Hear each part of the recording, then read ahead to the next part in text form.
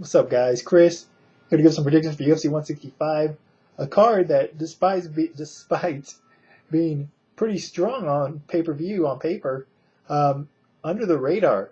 That's unfortunate, but it's coming off the heels of the big Mayweather Canelo pay-per-view, and that's pretty much overshadowed every other combat sports event happening around this time. But yeah, this is a good pay-per-view on paper. We'll see. A lot of Canadian fighters on here because the event's taking place in Toronto, Ontario, Canada. So if you're watching the event early on and wondering why there's so many Canadian fighters, that explains it. Or guys you may not recognize. As far as the prelims, looking forward to Ivan Menjivar against Wilson Hayes. It was supposed to be against Kid, but unfortunately Kid Yamamoto got hurt. But I like Ivan Menjivar, so I always enjoy watching him fight. And the only other main undercard bout, prelim, whatever you want to call it, Miles Jury. I think he's going to handle business against Mike Ricci, who I think is only in the UFC because he's homies with George St. Pierre and Rory McDonald. As far as the main card, Costa Philippou, Francis Carmon.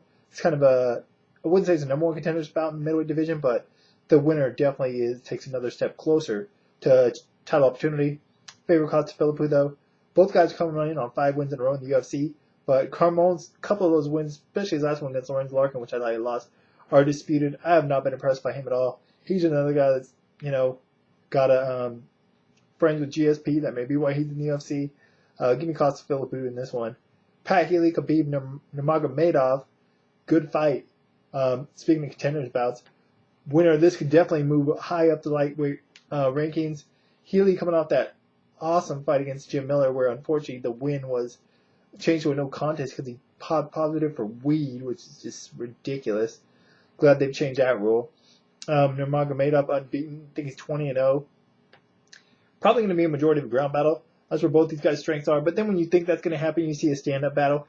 If by chance they cancel out each other's ground games, takedowns, and it takes place on the feet for the majority of the fight, favor Pat Healy. If it goes to the ground, anyone's guess. Flip a coin.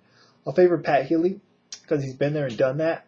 And, big, lightweight, and coming off the strength of that Jim Miller win.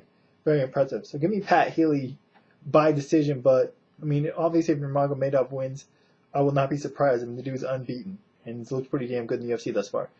Brendan Schaub, Matt Mitrione, former Ultimate Fighter contestants on the same season, the season that Kimbo was on, that Roy Nelson won. These guys have some bad blood. They were supposed to fight a while back, but Mitrione got hurt. Fortunately, instead of canceling the fight, they just pushed it back to this. Give me Matt Mitrione. Both guys, former NFL players, I guess. I don't know if they were actually in the league or if it's actually started, but supposedly they're both former NFL players. Pretty athletic for heavyweights, but the big difference here is Matt Mitrione could take a punch and Brendan Schaub could not. Don't really think Schaub's going to be able to get Mitrione to the ground or keep him there for long, so give me Mitrione by knockout first round. Co-main event. Title fight for co-main event. You don't see that very often. Renan Barão defending his UFC interim bantamweight title against Eddie Wineland. Barão coming off that win over McDonald. Impressive defense. And Wineland come off a split decision over Brad Pickett. Keep it short. Barão's winning this fight. He's not losing. No disrespect to Eddie Wineland, but I don't even know why he's getting shot. I guess they're kind of out of contenders at the moment. They didn't want to stick Uriah Faber back in there.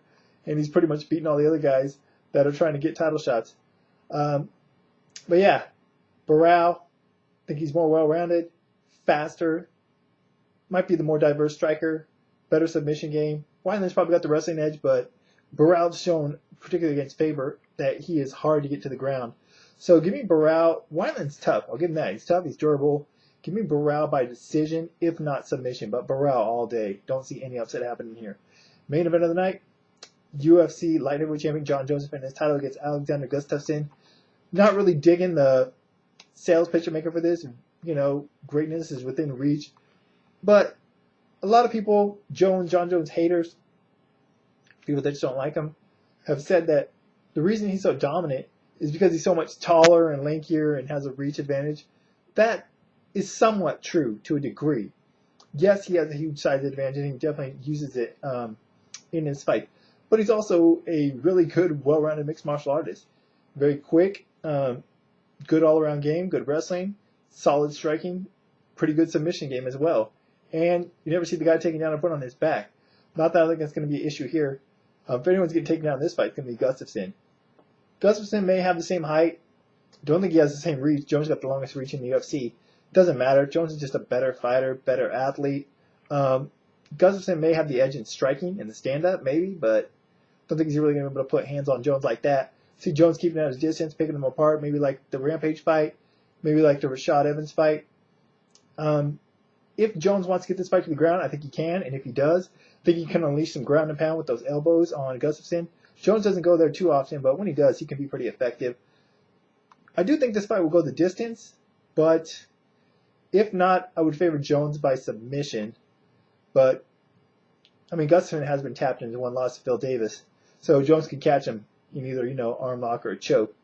But I do think it'll most likely go to a decision, but either way, much like with the co-main event of the night, Jon Jones all day. I don't see him losing his title. Don't see an upset happening here either. So give me Jon Jones. Dominant. Competitive in a way, but dominant victory for Jon Jones. All right, that's it. That's my thoughts on this. What are your guys' thoughts? What do you think about the event? You think it's a pretty strong event on paper? Which fights are you looking forward to? Why? And who do you see winning those fights? That's it for now. I'll probably be back Saturday night, talk about the event afterwards. But until then, links to Twitter and Facebook in the information part of the video as always. But until next time, or until Saturday, I'm out.